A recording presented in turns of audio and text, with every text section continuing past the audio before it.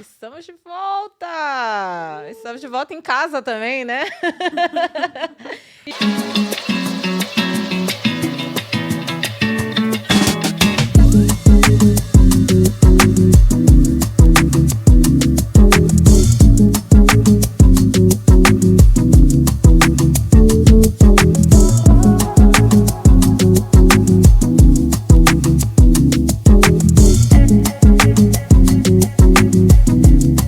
E hoje a gente está de volta com a mais maravilhosa, uma amiga irmã, Kênia Maria. Gente, essa mulher que é atriz, que é uma das 100 mais influentes no mundo preto, né? Foi por qual revista que saiu essa semana? Não, esse foi. Agora, essa semana, é o Prêmio Maria Filipa, que eu vou receber em Salvador. Boa tarde, boa noite, bom dia. É, exato. Ela Mas que é esse o MyPad é um reconhecimento chancelado pela ONU, da agenda da década do afrodescendente, que homenageia 100 pessoas mais influentes do mundo. Olha Que foi um prêmio que eu recebi em 2018 aqui em Nova York. até arrepia. Até arrepia. 100 pessoas mais influentes no mundo. Uma delas está sentada aqui. Até arrepia. Recebi junto com um monte de gente muito bacana. Nina Silva, Djamila já foi indicada, Emicida, um monte de gente. Uau. Que eu fico lá, com que roupa eu vou, sabe? Pensando nesse momento. Parabéns. Além disso, é embaixadora Volvo Car, não é para pouco. Aí a gente vê o nível, né? Ela é embaixadora Volvo Car. Ela é embaixadora da ONU Mulheres. Sim, que é um capítulo muito importante dentro da ONU Mulheres e também dentro da história do feminismo brasileiro, porque é um momento que na Agenda 2000 por um Planeta 50-50, em 2030, os 17 objetivos, né, para combater a desigualdade no mundo, é uma agenda que fala sobre o direito, né, os direitos das mulheres. E aí, nesse momento, as mulheres negras no Brasil, o movimento de mulheres, da Marcha das Mulheres de 2015, as mulheres que estão organizadas desde sempre, né, desde que o primeiro navio saiu da África, as mulheres negras, elas falam sobre a necessidade de um recorte racial dentro dessa agenda. E aí a ONU me nomeou como a ONU Mulheres como uma das defensoras das mulheres negras, junto com Thais Araújo, que é outra defensora, e com a nossa embaixadora, que é Camila Pitanga, que então está cheio lá uma quantidade interessante de mulheres negras para lembrar que nós também somos mulheres, né? Dentro Incrível. dessa agenda que é importantíssima não só para o Brasil, mas como para o planeta também, né? Sim, porque é importante falar sobre a mulher negra. Obrigada por ocupar esse espaço, ainda mais dentro da ONU. Assim, tá muito bem representado, eu tenho certeza. E agora ainda mais um que eu fiquei sabendo essa semana, e hoje você está confirmando, artista pintora que vai ter arte exibida em Nova York, gente. Estávamos fofocando isso aqui agora, antes de começar a gravar, né? Incrível! E falando já, vem a síndrome da impostora, e falando de todas as nossas questões, né? E realmente eu comecei a pintar durante a pandemia. Eu venho de uma formação artística. Eu fui uma aluna Waldorf, falar com as meninas aqui. Fui uma aluna Waldorf, que é uma escola que tem uma estrutura, né, uma educação muito pautada na arte. Minha mãe é uma pedagoga Waldorf. E aí a minha formação no ensino fundamental médio foi muito artes plásticas. E isso ficou em mim. Durante a pandemia, eu retomei isso. E eu perdi meu pai, né, logo no início da pandemia. Sentimentos. E aí mergulhei nisso, sabe? Mergulhei nas cores, né, nessa criação, sem nenhum compromisso, sem nenhuma pretensão, que é a melhor coisa, né? Quando você faz para se curar por um objetivo, né, muito pessoal. E aí fui pintando e aí todo mundo começou a falar. Algumas pessoas, aí eu não fui para os amigos, fui para pessoas profissionais, porque eu sou uma capricorniana. Falei, eu posso comercializar essa beleza.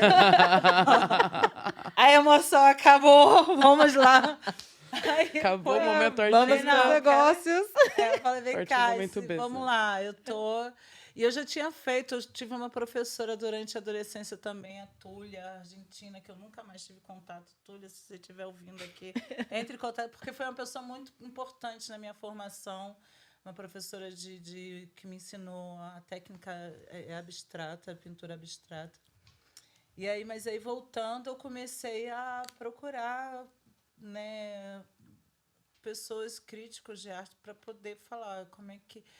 E aí foi bem bacana o que eu ouvi. E estou aqui, vou expor pela primeira vez num evento assim que me deixa muito feliz. Eu acho que tudo acontece na hora que tem que acontecer. Sim. A pandemia não acabou, mas estamos vivendo um momento mais interessante desse caos, né? Já temos a vacina. E marca um momento interessante para a gente de pensar, né, em sair, em voltar a criar arte. E aí, a minha primeira exposição, estou aqui muito nojenta. Um nojo. Muito antipática para falar.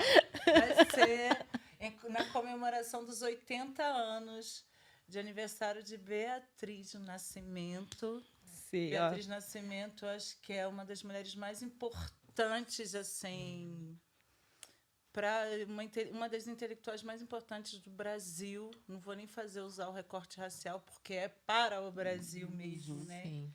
Eu nem preciso falar que para toda a comunidade negra, mas para o Brasil se entender, para o Brasil se perceber.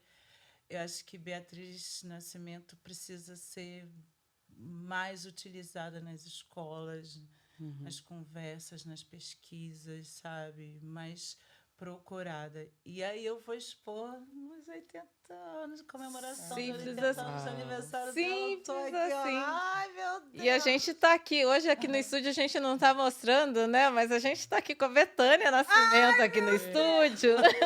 Que a gente até queria já gravar o próximo episódio com ela, mas ela vai voltar. Ela vai voltar e ela vai poder falar de toda essa obra da Com certeza. fundação que tá vindo, de eventos. E eu tô muito feliz de vê-las conectadas, sabe? De ver Betânia e Kênia juntas, assim, ainda mais nesse momento, assim, pós-pandemia, parece que ilumina o mundo, né? Ilumina New York, assim, É um encontro muito especial na minha vida, assim. Ai, muito lindo, foi muito bonito. E preciso falar também que, ai, olha, desculpa, gente, desculpa, mundo, desculpa, Brasil, mas eu também vim para assumir o quadro de diretores artísticos da Fundação. Eu sou Gente! parte do quadro de diretores da Fundação Beatriz Nascimento. Uau. Olha. É uma honra muito grande, é um momento muito feliz. E Betânia chega na minha vida quando eu chego em Nova York, conheci Betânia no Harlem em 2019, num momento muito... Quando nos conhecemos também muito complicado. Eu quero agradecer aqui a comunidade preta aqui de Nova York. Quando eu vim em 2019 com meus filhos, fui muito bem recebida, muito acolhida. E conheci Betânia através de David e foi assim... Comecei a chorar primeiro, né? Ela não entendia nada. Eu falei, você é filha da Beatriz. E aí nossa conexão foi incrível. Hoje eu estou na casa dela, já estou usando a sala dela, a barra de balé, como meu ateliê está espalhado na sala dela. Intimidade é isso. Né? É sobre isso. E é uma pessoa importantíssima para mim e venho acompanhando, sabe, esse trabalho que ela faz de divulgação desse nome que, eu repito, é importante para o Brasil, para a gente entender como o negro se entende no Brasil, né? Como é que ele e toda a filosofia que trabalho de pesquisa que a Beatriz traz sobre essa filosofia que a gente traz de como existir no Brasil, como era a nossa formação antes de ser capturado da escravidão, né? Como é que é a nossa forma de existir, pensar, né? E se organizar. Ela traz isso, como isso existia em Palmares, né? esse lugar que viveu, onde teve essa experiência de liberdade. E ela fala da tão falada filosofia africana que já existia em Palmares, que é a filosofia Banto, né? Que é uma filosofia que vem da África, que vem com a gente. Então, por favor, eu quero... A gente precisa ouvir Bethânia aqui falando sobre isso, que é um trabalho incrível. E repito de novo, o Brasil precisa conhecer mais, que já conhece, mas ainda é pouco. Sim, incrível. Nossa, olha, que honra. Você falou que é uma honra, né, de estar como... desculpa, diretora artística, é isso? Faço parte junto com Ingrid Silva. Tem que jogar os nomes. Olha, gente, vamos jogar os nomes. São nomes convidados, hein? São nomes que a gente está aqui esperando para sentar no sofá também, entendeu? Ingrid, Bethânia, estão todas aqui convidadíssimas para sentar aqui no sofá com a gente.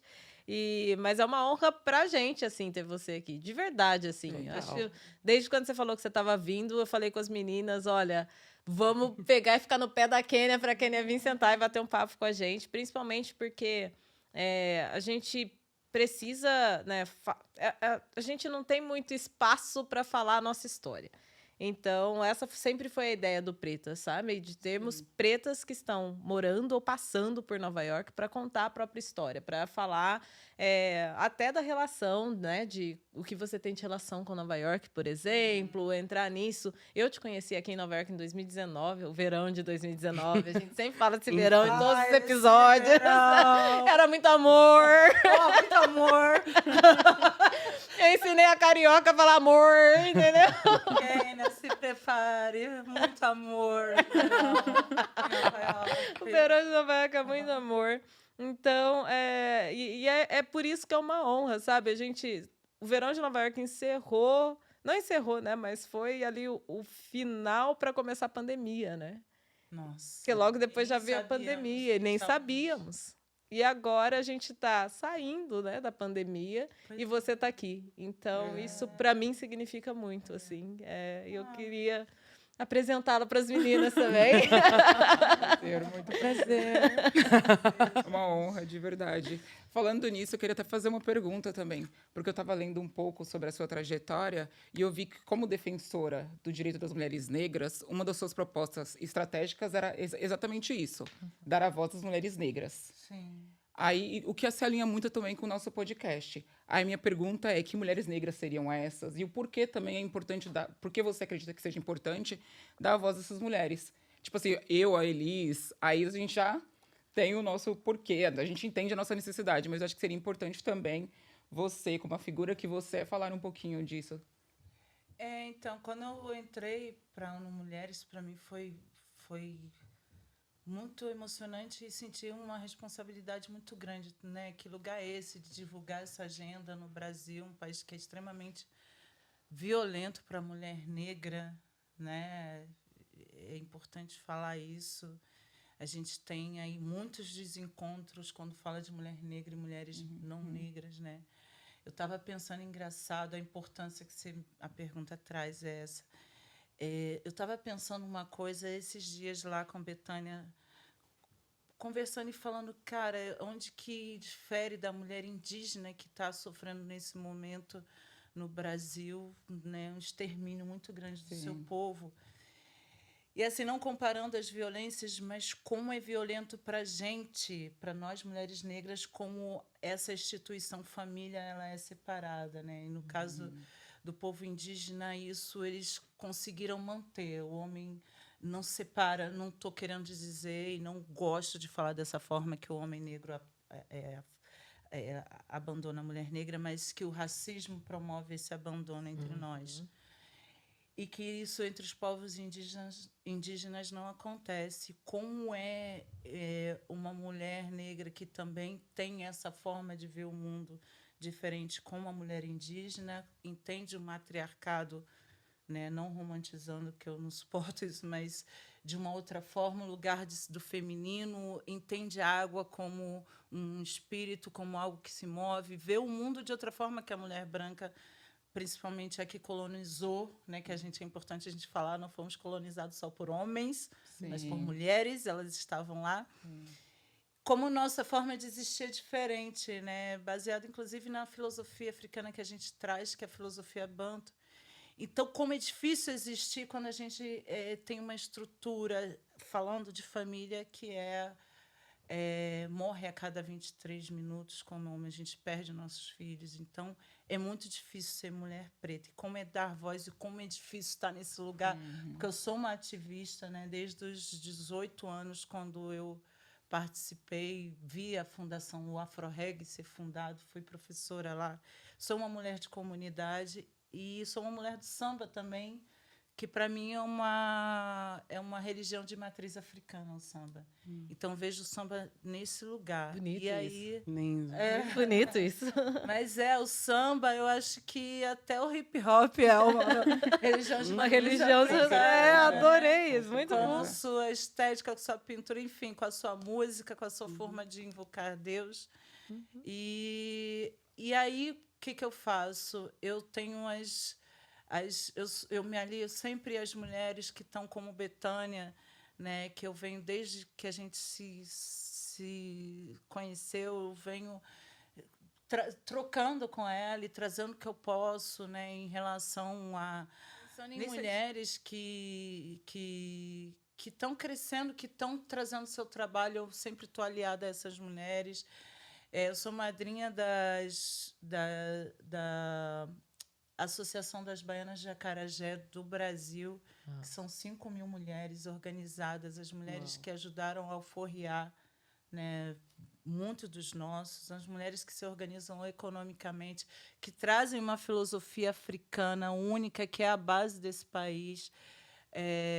Me organizo com as mulheres do samba, me organizo com as mulheres da minha comunidade, me organizo, tento de quase sempre me comunicar com as mulheres que estão na base mesmo, né?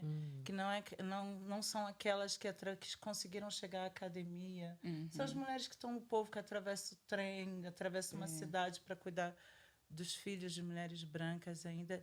Mas, assim, para falar de levantar, oriento financeiramente isso muito particular. Puxo no meu Instagram mesmo e converso. Tem que pensar em dinheiro, porque no Brasil, que eu acho que tem um racismo que performa de uma maneira diferente daqui, por exemplo, que é sempre uma referência, ele é muito mais letal, né? Então, a demonização do dinheiro para a nossa comunidade serve muito para esse racismo, para a manutenção dele existir. Então, sempre oriento em relação a isso, mas falando das baianas, da Associação das Baianas de Acarajé, que que eu acho que são fundamentais, assim, é fundamental conhecer a história delas para a gente poder entender um pouco mais o Brasil e o que é ser mulher negra no Brasil, né? Essa empreendedora, elas levam o empreendedorismo para o Brasil. Então, a gente entender também a forma de organização e o porquê que a violência, né? E aí a gente vê que, mesmo com a Lei Maria da Penha, o porquê que a violência contra a mulher negra continua aumentando e contra a mulher negra, que bom, mas diminui. Né? E a gente mulher não precisa negra, prestar né? atenção Sim. nesse recorte com muito cuidado. E essa agenda, trazer essa representatividade de mulheres negras dentro dessa agenda é extremamente importante, porque a violência no Brasil contra a mulher negra Ela não diminui, né? ela não diminui, ela só aumenta.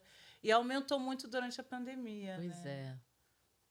E a gente tem que falar que contra a mulher negra o nosso povo é sempre mais vulnerável. E a gente falou sobre isso até no episódio, acho que foi até a Ruth que trouxe esse comentário, não sei se foi a Ruth ou a Isabel, sobre essa questão da pandemia, o tanto que ela escondeu, né, as violências, assim, porque antes era muito mais visível, você anda na rua, você sofre violência, as pessoas estão vendo, ela é noticiada, ela está lá. E aí, quando a gente fala de pandemia em que todos, né, nós estamos dentro de casa e a gente não sabe muito bem o que está acontecendo, né, dentro daquelas 4 paredes, com certeza a violência deve ter sido maior, menos televisionada. E aí a gente sabe né, você traz isso, né, da gente falar dessas pautas, de dar voz para essas mulheres, Porque os movimentos estão acontecendo, as leis estão aí, mas ainda falta muito do recorte da mulher preta, do homem preto, da população preta em si, né, para trabalhar em cima disso, assim. Então é muito importante ouvir de você, assim, que você trabalha com isso, que você está à frente disso, está trazendo isso à tona, assim. É Sim. muito, muito importante, muito bom saber disso. Não, e a violência e a pandemia também, que é muito importante quando a gente fala de violência, né, da vulnerabilidade da mulher negra e das violências, das diversas formas de violências que elas estão, né, mais vulneráveis a elas. A gente falar da violência psicológica, né, que eu acho que todas nós já vivemos e a gente não consegue nem identificar e que pode ser muito terrível, letal, adoece, mata da mesma forma, porque você fica anos vivendo uma violência que você não tem consciência. E durante a pandemia, né, a gente teve milhares de casos de violência psicológica que pode ser tão Cruel quanto a física, né? E a violência patrimonial também, que eu falei muito sobre isso, né? Que são as 3 violências que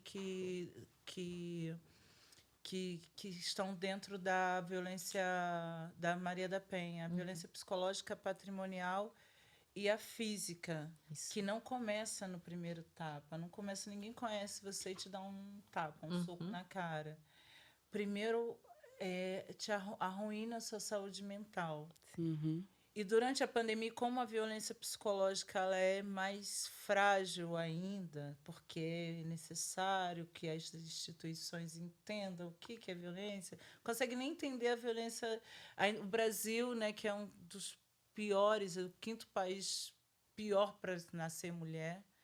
É incrível pensar isso, mas a gente quando a gente olha um pouco de fora, a gente entende onde está essa violência, e ela não está em Ipanema, na Oscar Freire. É essa violência, né, que é letal. E aquela violência que, e durante, voltando à violência psicológica, o complicado da violência psicológica é porque você precisa provar. E durante a pandemia você estava trancada com o cara ali e não tem ninguém recebendo. É um cenário propício para ele. E aí você não troca mensagem, então não tem como provar aquele áudio te chamando de louca.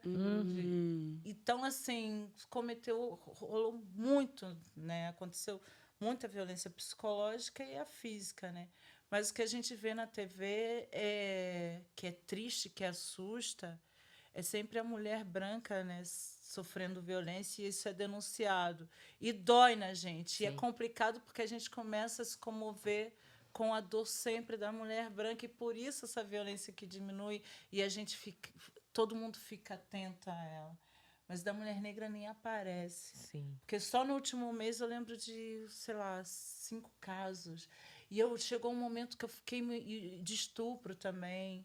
Chegou um momento que eu fiquei me comovendo com aquilo. Eu falei, meu Deus, que dor. E eu falei, eu não vejo nem a mulher negra. Nem aparece. Né? Então, por isso, esse aumento que a gente precisa sempre reforçar. Que a gente morre mais, que a gente apanha mais e que a gente enlouquece mais também. Verdade. A gente enlouquece mais também. Muito. Tanto que também pudera, né, gente? Tanto que um dos acontecimentos também durante a pandemia foi a morte do George Floyd. E isso também, querendo ou não, impacta muito a mulher preta, porque são os nossos filhos que estão ali, são os nossos pais que estão ali, são os nossos tios que estão ali. Então é sempre a mulher preta muito nessa vulnerabilidade que você comentou. O psicológico sendo atacado, o físico sendo atacado, é muita coisa. Exato. Não tem como reagir diferente. E eu aprendi um dado também, que aqui nos Estados Unidos, as pessoas que morrem por suicídio, até os 29 anos, a maioria é povo preto. Até os 29. Isso me tocou muito, porque eu tô com 29 agora. Falei, cara, isso faz muito sentido. Tipo, a gente vem com uma bagagem super pesada, ancestral, né? Tipo, e a gente sabe hoje em dia que o trauma tá nos nossos corpos, isso não é místico, não é... É comprovado. É comprovado, então a gente tem que ter uma atenção assim redobrada.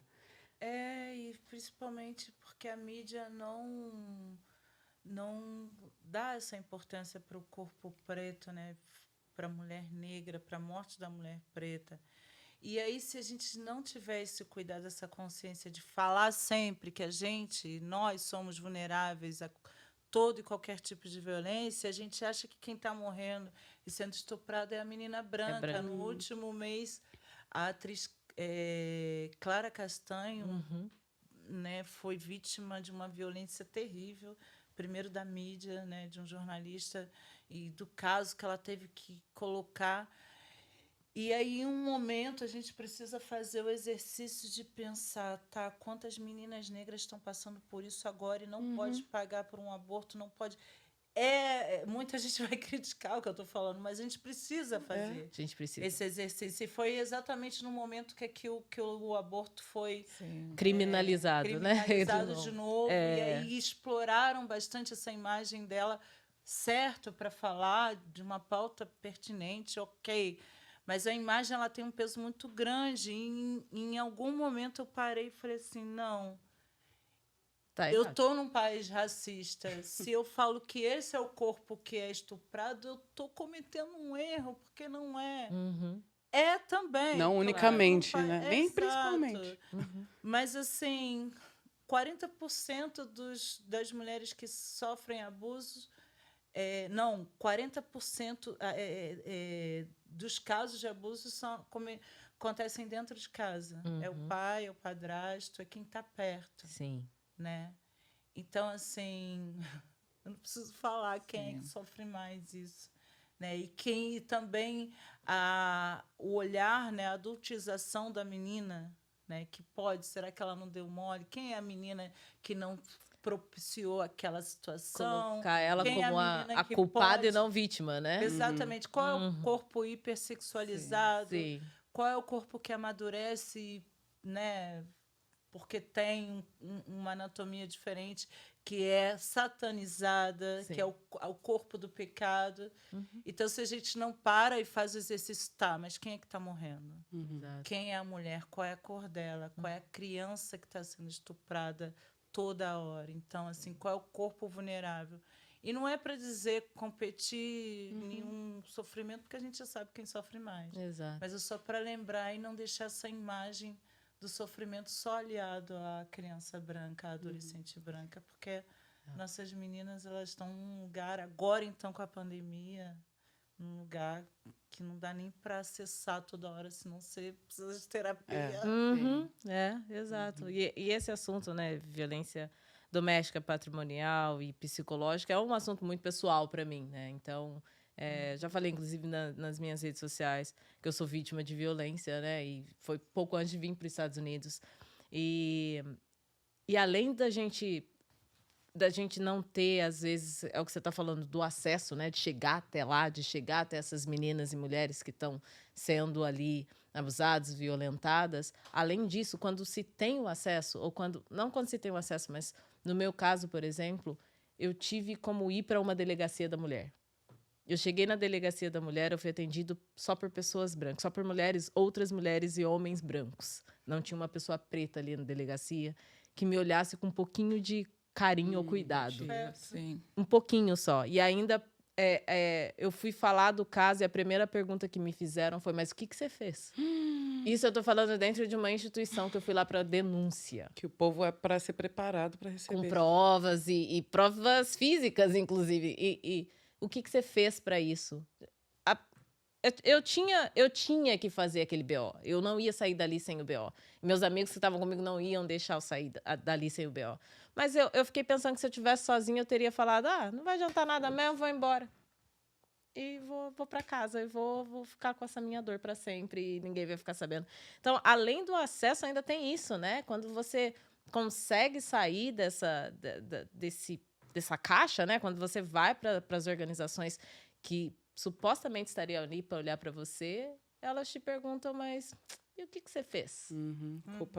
Culpabilização da vítima. Exato. Né? Então, é complicado. Esse é um assunto... A gente pode até marcar outro episódio. Fica aqui em Nova York pra gente marcar um episódio pra falar sobre isso. Por favor, fica aqui. Quem sabe, quando você voltar, a gente marca, então. Vamos, a gente faz isso. Muito longo. É. Falar de mulher preta, né? Pois é. Não é um assunto que dura 15 minutos, não. De jeito algum. Tem muita Quantos episódios coisa a gente pra tem? falar. Ó, nessa temporada a gente vai ter pelo menos uns 10, então acho que dá tempo pra você ir e voltar, eu acho. Mas é muito assunto, a gente ficamos muito tempo caladas, né? Sim, Então a gente tem muita coisa para falar e a sociedade tem que ouvir mesmo, é isso. é isso. Muito assunto. É isso. Ah, E qual o poder da arte, o papel da arte nessa conversa, nesse diálogo? Ai, Hoje em dia, na era digital, né? Que todo mundo quer conteúdo. todo mundo quer conteúdo, né? A gente conseguiu perceber durante a pandemia, inclusive, né? Todo mundo precisou de arte e teria adoecido. Teríamos uma segunda, né? Inclusive o Brasil, um dos países que mais desenvolveu transtornos mentais. Eu acho que aqui também, porque Uau! um momento muito louco, a pandemia, o isolamento. Mas se não fosse arte, acho que seria bem pior. E aí eu acho que enfim, no Brasil tem um povo que não consegue entender a importância da arte, mas mesmo assim não deixa de acessá-la. Né? Eu acho que a arte é tão poderosa, é uma ferramenta mais poderosa, tanto que foi utilizada nas principais guerras, né? No nazismo,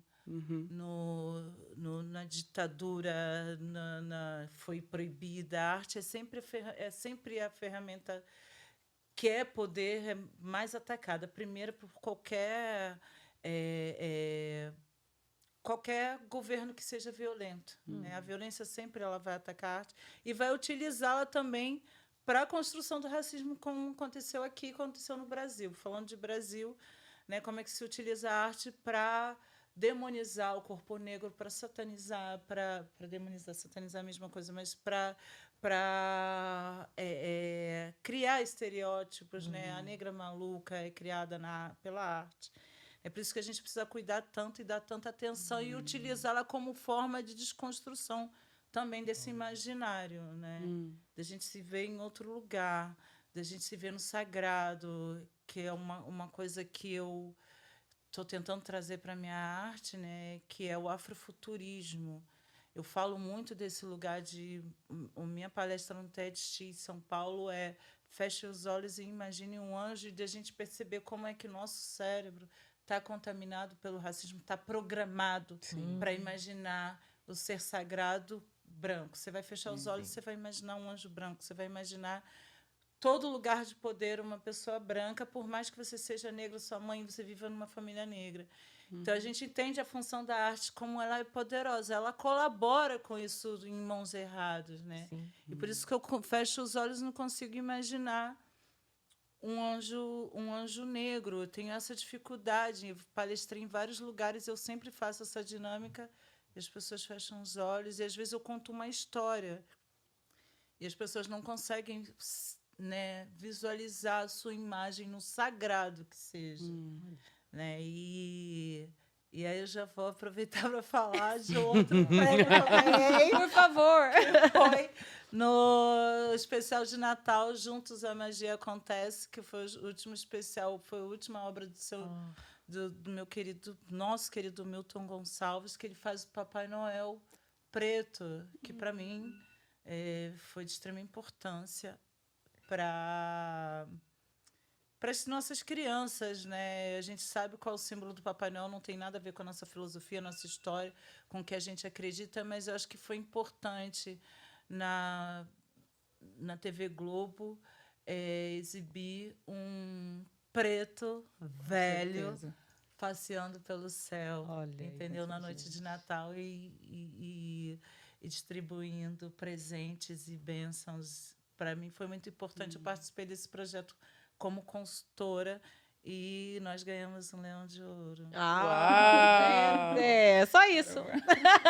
Então, não, assim, esse é o papel da arte. Resumindo, eu aproveito tudo isso para falar que eu ganhei um Leão de Ouro, mas o papel da arte é esse, é desconstruir realmente ir onde o racismo, onde a gente não tem dificuldade de desconstruir, que é como o racismo programa a gente para sentir a síndrome do impostor, a negra maluca quando a gente se irrita e tem que... para desumanizar, Claro. né? Porque a gente não pode irritar porque tem a nega maluca. Aí não pode querer andar com roupa cara porque é afropate. Aí não pode ser isso porque é intelectual do não sei das contas. Aí não pode ser também...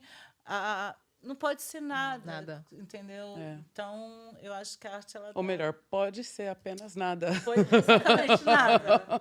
Pega teu pano e vai limpar o chão, entendeu? Para ninguém te ver. E não, isso não cabe mais. Não mesmo. Estamos aqui para mostrar isso. Não é, meu bem? Estamos aqui para mostrar isso, né? Fala, dona Ruth. Não, o e que falando você um queria pouco falar? falando um pouco sobre a visibilidade também da mulher preta e falando de você, Kênia, como uma mulher preta que deve ser conhecida, que tem que ser conhecida pelas pessoas. E sobre a sua história também tem que ser conhecida. Até mesmo porque eu cheguei a dar uma pesquisada e foi muito difícil achar histórias, matérias que falavam sobre você. Kênia, de onde você veio, quem é você por trás da defensora do direito das mulheres negras, quem é você por trás da artista, quem é você. Eu sei que tudo isso é você, mas quem é você? Um pouquinho da sua história, sabe? Salvador, eu sei que a Elisa acabou de comentar sobre o sotaque. É Salvador? Não. E- Olha eu, tá vendo? Tá vendo? Eu tô errado, eu jurava que era Salvador. Eu sou do Rio, eu sou do subúrbio do Rio de Janeiro. Eu nasci numa família preta, consciente, num quintal que foi comprado misteriosamente pelo meu bisavô em 1800 e alguma coisa, aquela história que a gente perdeu, a né? história. Mas eu sei que eu nasci dentro de uma casa de Exu, que minha mãe pintou. Estou falando aqui, minha mãe... que é uma história que vai escondendo, né, a sua relação com a ancestralidade, com a religião, com o samba. Teve uma época... e aí eu estou dando pulo, porque é muita coisa, mas aí eu saio do subúrbio do Rio de Janeiro, vou morar em favela, Vila Vintém, Catumbi, anos 90, aquele... Sozinha? caos do Rio de Janeiro com meu pai e minha mãe. Quando meu pai se separa da minha mãe, meu pai foi segurança particular da família Negrão de Lima. Então, foi uma época que minha mãe foi estudar e aí minha mãe convivi com uma família. Então, frequentei lugares... frequentava o Teatro Municipal, e aí minha mãe acessou a pedagogia Waldorf, e aí fui estudar. Era uma pretinha que morava numa favela, numa comunidade no Rio de Janeiro, uma favela, que estudava alemão, francês, tinha piano dentro de casa, porque minha mãe acessou essa filosofia, porque tinha uma formação artística. Então, ela era muito ligada à arte, então ela viu ali uma possibilidade que era a filosofia que essa família conhecia. Mas também tinha muito racismo, né? Conviver com essa família. E aí a gente vai descobrindo depois, e eu descubro o racismo quando eu viro uma adolescente, porque minha mãe me tirou da escola, que ela não queria que eu acessasse a educação do sistema. Educação Bem branca. radical, Da família tradicional. a educação que deseduca, né? Que deforma. E aí minha mãe estudou pedagogia e fez uma escola na sala de casa, eu e meus irmãos. Uau. Eu tive essa sorte. E aí Caramba. a formação artística, e fazia tudo quanto é curso de arte. Fui fazer aula na Vila Lobos e assim. E aí depois, quando eu tive que entrar para o ensino médio, aí eu fiz uma prova para poder entrar, porque eu estudei em casa. Caramba. Os professores era minha tia, que dava aula de filosofia. Então, eu, com 10 anos, tinha aula de filosofia. E foi uma formação mais... foi uma prova de amor, minha mãe, assim. Caramba. E aí, dentro disso, tinha o alemão. E, ao mesmo tempo, eu acessava a cultura, que era uma forma... Era a minha cultura mesmo, que é a cultura africana. Que era através da dança afro. Aí eu comecei a fazer parte de um grupo chamado Orumilá, no Rio de Janeiro. E ali eu me entendi como negra, que a dança afro me levou para esse lugar. É muito rápido, né? O tambor, que as pessoas também levam para um lugar, né, do tambor. Não, é a conexão A que a gente conexão tem com a ancestralidade. com a né? ancestralidade e a dança, né? Uhum. E aí a dança afro me conectou com a mulher negra que tem, né, dentro de mim, que fica perdida no processo da colonização. E aí o candomblé é outro lugar que te puxa, que te organiza, né? A filosofia africana é que todo preto precisa acessar, independente de religião ou não. O candomblé, ele vem da sua família desde Sim. essência, desde Meu sempre. avô era pai de santo, meu avô paterno era babalorixá, e eu herdei o cargo de Ialorixá. Alorixá. Eu sou herdeira dele. E O que isso quer dizer? Desculpa. Ialorixá é uma sacerdotisa mulher que cuida, que faz o orixá nascer na terra, que inicia você ao culto, que faz essa conexão que o orixá já nasceu, né? Nasce contigo, mas ela, digamos que ela faz essa conexão da tua família ancestral com você. E esse ritual, o candomblé, ele nasce no Brasil. Então, ele tem muito a ver, por isso que eu acho que todo preto precisa conhecer, que ele tem muito a ver com a organização política do nosso povo. Então, como a gente se organizou no continente americano após a escravidão, a gente perde o nome, né? A gente ganha o nome de quem comprou a gente. Eu, por exemplo, sou da Gama. Odeio esse nome, porque eu sei o que significa. Sabe exatamente de onde Que vem. vem. Então, assim, aí eu ganho. Só que quando eu sou iniciado no candomblé e sei quem é meu pai e minha mãe de verdade. Sei de onde eu venho. Eu sou uma mulher das águas e meu nome tem eu ganho um nome ancestral que tem a ver com a energia da água, com o que me rege, entendeu? Então, assim, por isso que eu acho a forma de se organizar, a forma de estar.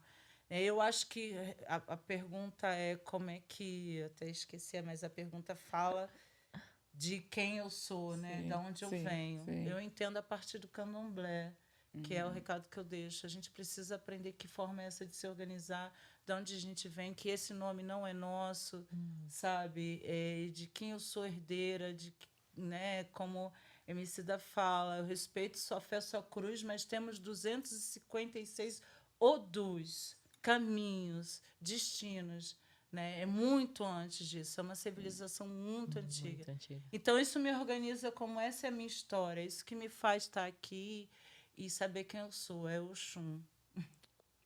Uau, Obrigada. que aula! Pois é. E, além disso, é mãe da Gabriela e do Matheus Não e é? avó do Ayo. Nesse momento, eu sou avó, sou mãe. Também. Gente, com essa Gente cara de de 20 Deus. anos, ela é avó. Não! Do meu piti, meu coisinha. Que olha, não vejo a hora de conhecer. O Ayo é muito lindo. Elise é apaixonada por Gabriela, Eu né? sou fã número 0 da Gabi. É. 0. Não tem ninguém, nem a Kenny é tão fã da Gabi quanto eu, sabe assim? Nem eu. Podem falar mal de mim, mas não da Gabi. Elas viraram irmãs. Sim, ela é minha irmã aqui mesmo. em Nova York. Nossa, aí eu já vou começar a chorar. Eu tô morrendo de saudade da Gabi. É irmã. Eu tô Ela assim. não deixava eu bater na Gabriela. Não, de jeito nenhum. Entrava na frente e falava, não, deixa a Gabi, vamos dar uma volta. Eu tô morrendo de saudade Eu dela. imagino. Então, espero que ela nos assista e Ela vai que ela tenha essa mensagem. Eu tô com muita saudade dela. que ela volte Passou. pra ser entrevistada. Ih, ela tá fazendo filme, tá toda... Tá toda. Tá toda. Eu tenho visto, além de estar malhando, colocando aquela barriga, já acabou de ser mãe, a barriga dela tá assim, ó. Insuportável. Mas ela tá arrasando. Além vir de pra cá tudo também. isso, gente, mãe de artista, mãe de O modelo. modelo que tava em Berlim. Tá Olha. No Brasil já. Matheus, você de volta. Ai, Tava em gente. Berlim. Eles são insuportáveis. Enfim, meus filhos, né? O ser humano que você criou, então. Pois é, eu não posso fazer. É assim, eu falei assim, olha, leite tá caro, vambora, vocês mamaram muito tempo de graça, agora tem que trazer retorno. E leite de uma rainha. É isso. Não é? Que eu sei de onde eu venho. Se, né? Mamou ouro, devolve De ouro. graça, de graça. Devolve ouro. Não é? É o Vambora mínimo. correr atrás, porque ficaram bem nutridos, com a minha inteligência, sabedoria e beleza. E humildade. E humildade. Não é? E ainda podem falar, sou filho de Kênia Maria. Olha isso, gente. Gente, a babou na bio. Tem que me pagar. Olha, Capricórnio. Sua mãe era assim também, mas... Pagar pra usar meu nome. Gente, muito bom, muito bom. E olha, parei de chorar aqui pra te perguntar, porque tô vendo aqui que o tempo tá correndo, Tá correndo, tá voando. correndo aqui, tô vendo, mas antes de qualquer coisa, assim, a gente sempre traz pro lado Nova York, assim, pra saber qual é a sua relação com a cidade de Nova York. Se você já disse hoje, né, já tava aqui em 2019, mas qual é a sua relação com Nova York? É a segunda vez? Já veio mais vezes? Veio a trabalho, a passeio? Vai voltar, vai ficar, vai morar aqui com a gente? Enfim, Ai, fala um pouquinho. então, vim primeira vez em 2018. 2018, E essa é a quarta vez que eu venho aqui. E aí, claro, a primeira vez vou para Nova York, né? O que você pensa? Eu, como mulher negra, adolescente nos anos 90. Você lembra logo do filme Um Príncipe em Nova York? Aquela muito referência do conto de fadas, nosso conto de fadas. Nosso conto. Me deixa, Nosso conto. me deixa, que é o meu conto de fadas. Exato. Eu fui aquela que corri para casa da vizinha que tinha o filme, aí vamos ver um homem preto rico em Nova York andando e pá. E aí você romantiza, tá tudo bem, né? A princípio você fala, cara, o lugar onde as pessoas que têm, é importante a gente falar, eu gosto de ter hoje um cuidado muito com quando eu falo de Nova York, de não romantizar, que eu acho que é importante você ver as referências, elas são importantes, mas a gente entender que é uma história diferente da do Brasil. Né? Então, eu tenho muito cuidado por respeito aos meus mais velhos, a Beatriz, a Abdias, a Lélia, o que eles construíram, que fez com que eu hoje estivesse aqui com vocês, 4 pretas em Nova York. Isso aqui é a construção deles. É construção. Que a gente também definitivamente. estivesse. Exato. E entender que no Brasil o racismo não é para amadores, eu vejo muito mais letal, então já parte daí. É totalmente diferente, não dá para comparar. A gente olha e acha interessante as conquistas, né? Vê, principalmente quando a gente fala de família, essa instituição, como ela foi conservada por conta da segregação, porque separou. Né? A gente tem exemplos da violência que era cometida contra os corpos dos homens negros quando eles olhavam para uma mulher branca aqui, diferente que, ao mesmo tempo, no Brasil se promovia o casamento de Pelé e Xuxa como um ideal do que a ser seguido, de que é um casamento, do que é família. Então, o Brasil tentava formar um outro modelo de família. Então, a gente precisa entender tudo isso. E quando a gente vê que tem uma instituição que, para nós, mulheres negras, é extremamente importante, que é a instituição família, ali conservada dentro de um cenário de extrema violência racial, por conta de uma técnica que eles usaram de separação, que no Brasil não, vamos clarear, vamos juntar, está tudo lindo. Você pegar as imagens dos anos 70 no Brasil, 60, a promoção do negro, né, do branco sambando com o negro, então eu subo na favela e está tudo lindo, e você vem no meu samba, minha pretinha, minha mulatinha, e aqui negro olhando para branco e sendo queimado, pendurado. Exato. Então era muito radical. Então, assim, só falar que eles amam as suas mulheres, não. Vai lá viver no Brasil, vai entender qual é. Vai entender qual é. Entende? Então, assim, existe toda uma programação para isso acontecer. E aí, desconstruindo essa romantização, achando que é um sapato que cabe no nosso pé, eu entendo que é um sapato gostoso de ser. É legal estar no Brasil. É demais. É legal estar solteira. Olha ela. Já era a próxima pergunta, solteira aqui. Betânia.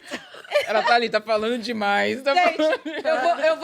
eu vou tentar fazer como a Betânia. A Betânia é só assim, ó. Gente, a pergunta foi: você tá gostando? Como é que é a tua relação com Nova York? É uma eu termino, Tá legal. Ai, gente. Mantenho? corta. Mantenho. Vamos ir. Não é para descontrair. Vamos lá. É isso aí, o papo Mas tem sim, que ser voltou. descontraído. Bom, já que você é uma mulher solteira, preta, frequente de Nova York, como que é conhecer pessoas aqui? Como tá o mundo? Esse era o momento. Como tá o Ah, mundo? o mundo do lado de fora, porque agora eu já não tô mais do lado de Gente, fora. meu Deus, Então, era, era aquele momento para eu refletir sobre a política. E o racismo. Amor é político! Verdade. o amor. verdade. o amor é político. Essa vai ser a chamada para esse episódio. O amor Fale é aí político. sobre o movimento, como é que tá, em que momento que está sendo discutido, não. O olha movimento só. já O movimento- dizia a canção.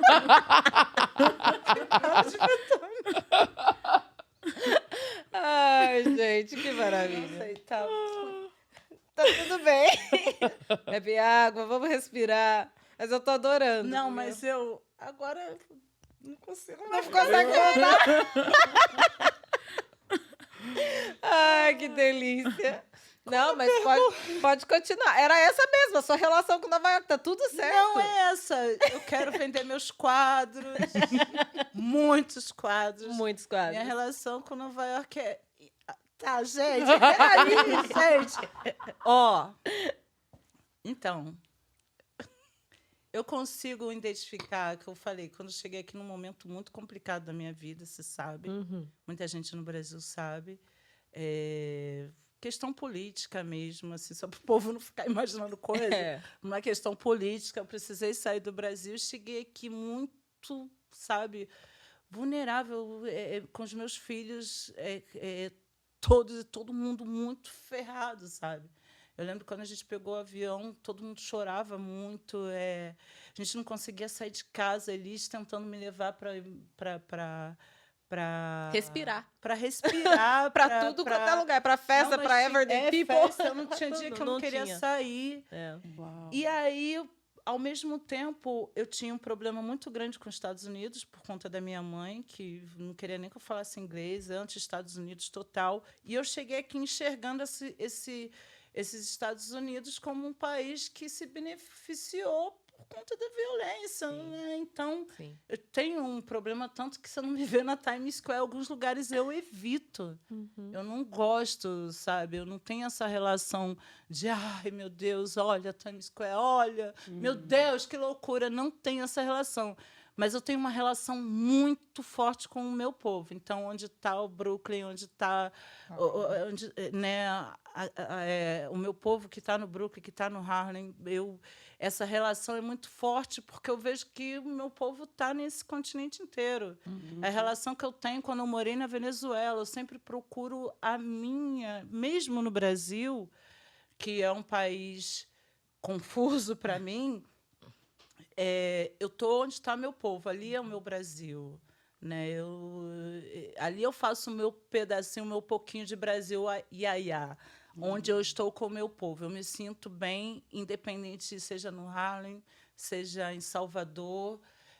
Eu me sinto bem em qualquer lugar, porque esse continente está dominado pelo racismo. Então, todo lugar é meu lugar e todo lugar não é o meu lugar também. Eu sei que não me quer. Sabe, Então, não consigo construir uma relação de Nova York, Estados Unidos, mas sei que tem um lugar que tem coisas aqui muito preciosas para trocar com um povo que também resistiu de uma forma, há um racismo que ainda é forte institucional aqui, né? Que encarcera homens pretos, que mata, que é diferente. Preciso reforçar do Brasil, né? A gente vê George Floyd se tornou um debate mundial e mudou e moveu algumas coisas em algumas instituições, constrangimentos, né, com marcas e tal.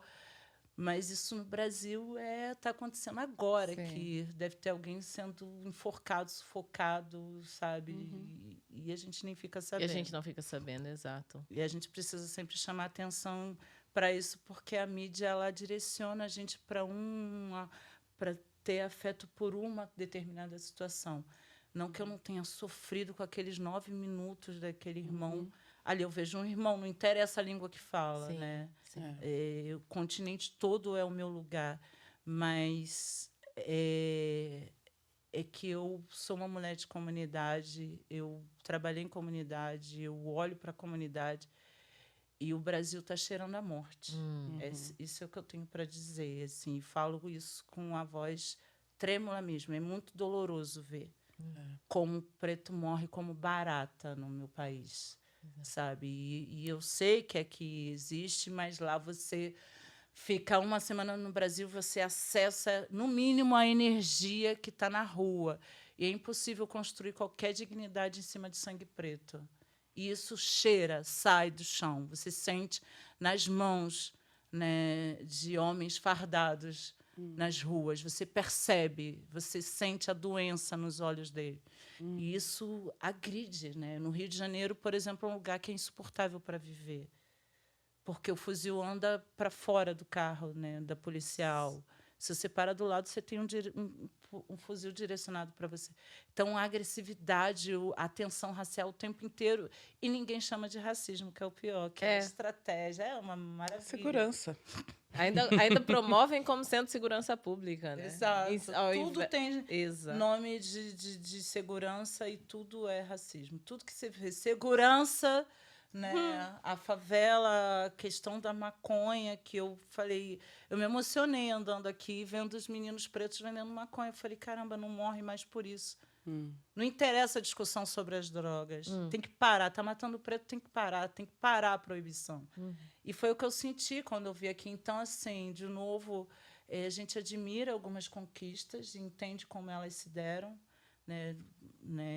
Mas a gente entende que o nosso sapato é outro número. Sim. E a gente precisa descobrir. Não vai ser usando o mesmo modelo daqui. Não cabe. Não cabe, não Exato. cabe, exato. É. O que eu falo muito aqui para muita gente que eu converso aqui, são americanos, que eles falam, mas olha aqui o que está acontecendo, porque aqui Mata Preto, assim, eu falo, gente, eu não quero comparar, mas vocês não estão ligados do que está acontecendo lá. Vocês não fazem ideia do que acontece no Brasil.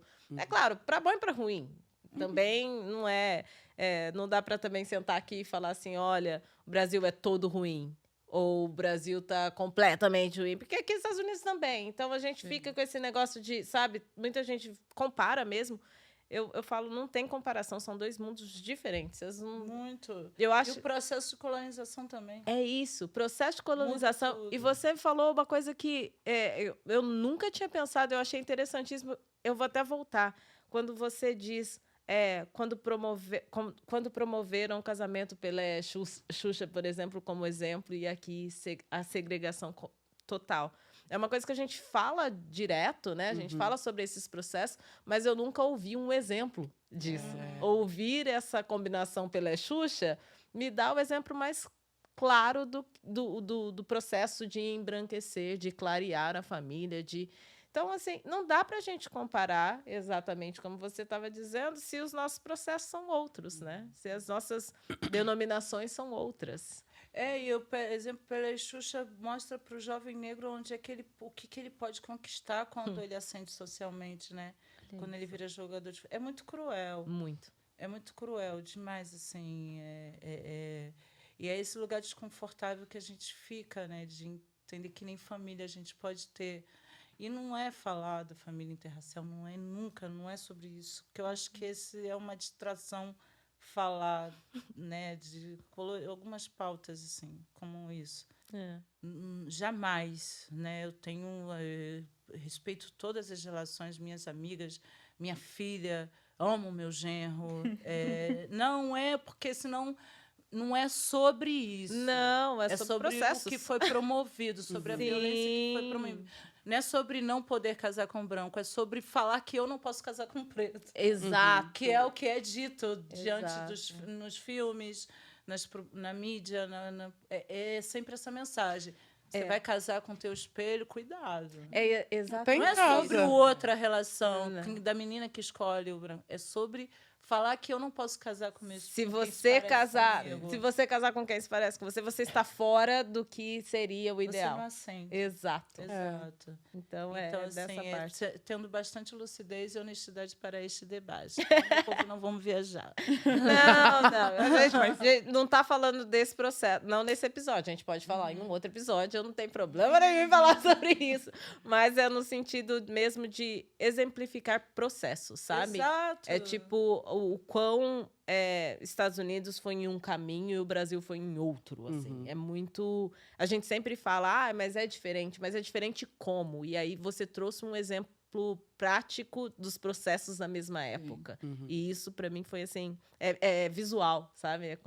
Mas visual. a gente lembra disso, né? De como isso foi falado. E a outra coisa grave que eu para colocar aqui junto ao mesmo lado, que é essa destruição, né, do que é a família brasileira preta, que é a família africana, que é a família que segue a nossa filosofia, é também a demonização do dinheiro, como a gente não consegue falar de dinheiro, como a gente não consegue falar quando está num lugar de destaque, como a gente não pode falar de dinheiro, né, a mulher preta, e como relaciona isso, e como a gente não fala mesmo, a gente prefere discutir outras pautas do que falar de dinheiro, causa um incômodo. E eu sou uma mulher que adoro falar de dinheiro.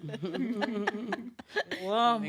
E assim, fico meio esquisitona nas rodas, porque não foi pra gente isso, né? Te olham logo como um bicho esquisito, né? Então, tá no mesmo lugar também, todas as coisas que foram proibidas e fechadas, todas as pautas que a gente não traz para a roda, para o nosso desenvolvimento, né? Olha isso, gente. Isso aqui é uma aula, né? Sim. Sem vocês, mas... Gente, Sem vocês, não, para. Não, isso é uma aula. Isso era uma roda de conversa descontraída e olha só. Não precisa ser didática, ela... consegui nem falar de coisa séria que foi Como que não? com a relação com Nova York. Comecei a rir, olhava para Betânia lá, Betânia.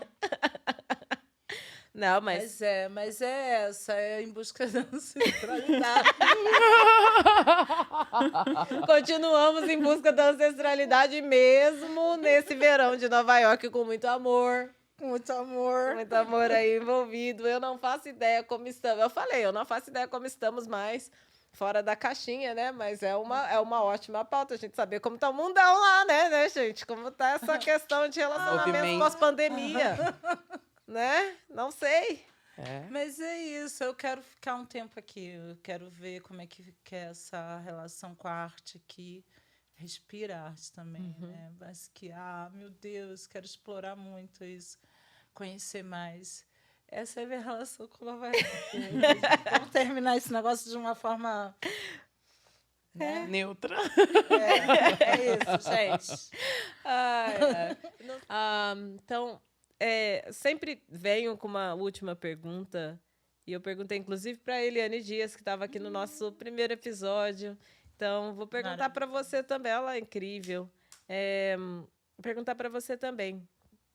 Depois de tudo, desse mulherão que você é hoje, o que você falaria para sua criança interior, a sua Kênia Maria lá, correndo lá, bem nova, tentando entender o que é a vida ainda? O que você falaria para ela?